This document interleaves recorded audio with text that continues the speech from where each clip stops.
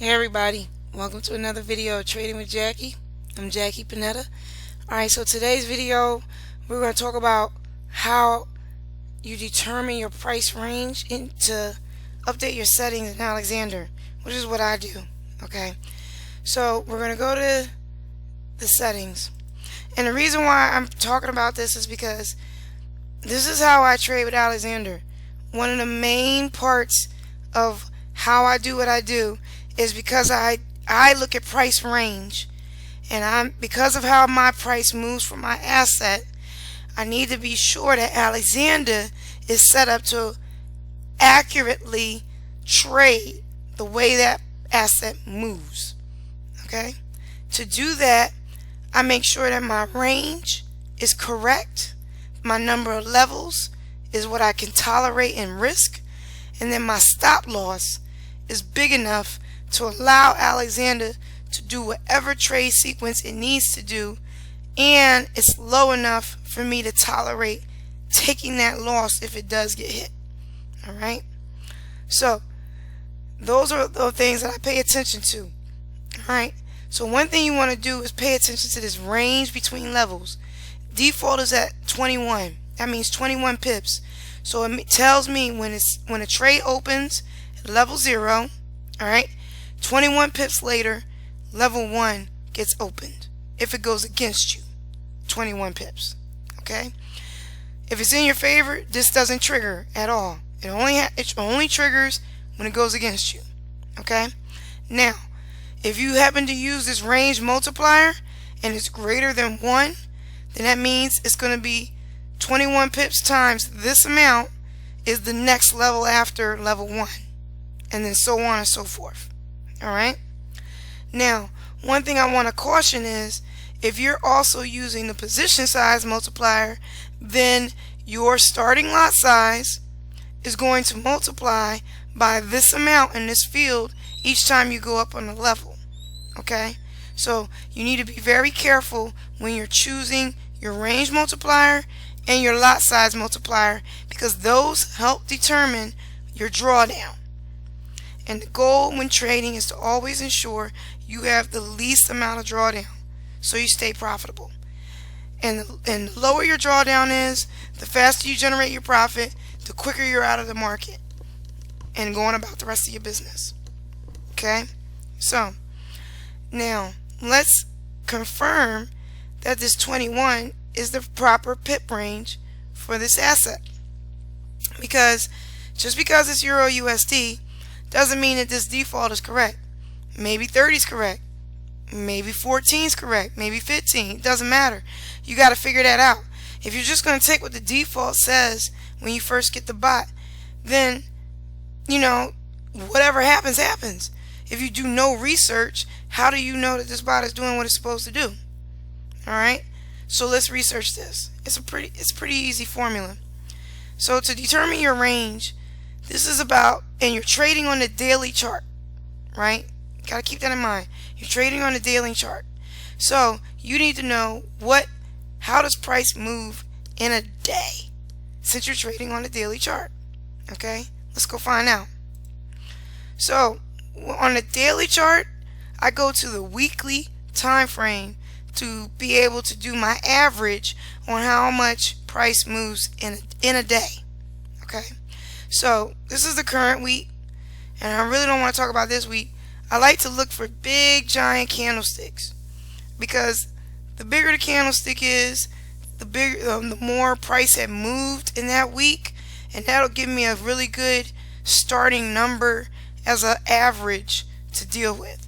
And then of course I test it with Alexander to make sure that it actually is performing the way it should be. As long as it does that, we're good to go. So, and these are weeks. So I'm looking at this week, and this is the week of March 15th. Alright? And if you want to go back, like right here, this is the week of, April 29th, 2018. Okay? So just because it doesn't look like a lot of candlesticks, this is a big span of time that we're looking at. Okay? So I like this large wick. Let's go with this one. and it's recent, it's in the current year. Okay, so to do this, all we need to do is take the high from the low, and it gives you your range for the week. Okay, so starting off, the high is 12,220. Alright, and you're going to subtract it from the low, and the low is 06380. 06380. So in that week, Euro USD moved 584 pips in a week. Okay, so if it moves that in a week, I could actually be pretty much okay with setting that as my stop loss. Because remember, Alexander turns on Sunday night, right? Eastern time. So Sunday night Eastern time, if I put 584 or 585 as my stop loss over here in this column, okay? If I put 585 in that column right there, I know that Alexander has the whole week pretty much to hit that stop loss. And based upon my experience, Alexander won't hit it unless there's a drastic move. And even so, that was 584 in a week. And this will go by per trade. So what you want to do is also, I feel like it's a good cushion. Okay? You can also confirm it by how much has the price moved in a day. So let's go back. If it moved 584 in a week, now let's divide that by 5 days. 116 per day. Okay? So you can safely again put your stop loss at 584, because technically on average it will never hit your stop loss. You won't get stopped out. And if that is an okay stop loss for you to risk, go ahead and put it in there. If it's not, then change it. For me, I'm cool. I would put it in there. 584. I'm willing to take that L if it hits that high. But I doubt it ever will. And this gives Alexander enough cushion to let him run through its trade sequence. Okay? And that's off of this big giant wick. And any other time do you see any other wicks and candles that big? No, you don't. Right? That's why I'm confident in that number. Look at it. You don't see not one candle get as big as that. Okay? I'm still looking. Don't see none. And these are years back now. Okay? So, that's why I'm confident in that setting to set it there. Alright? Now, your range between levels. Okay? Your max number of levels. This is how much you're willing to risk in a drawdown. And that goes by this. Okay? So if my starting lot size is 0.39, okay? We're going to go back to this in a minute. Let me open up another calculator. Okay? Now, get rid of that. Let's get rid of this. Okay. Now, my starting lot size is 0.39, right? Every time I go up a level, it's going to go up 1.35. Up to 8 levels currently. My standard, right? So, 0.39, and let's go. 2, 3, 4, 5, 6, 7, 8. Alright? Now, at one time, if there's 8 levels hit, I would be at 3.18 plus all those previous ones below it. Okay? That's how you want to look at these. These are it. And you're going to do another calculator. I could tell you so we could see what you're going to be sitting with in drawdown in one direction. Okay? So let's go. You start off with 0.39, and this is rare, but let's go, because I'm trying to show y'all how you want to calculate your information. Alright, now 0.39, then it goes to 0.52, right? And then let's go 0.71, right? So far. Next one, 0.95, right? Next one, 1.29. Next one, 1.74.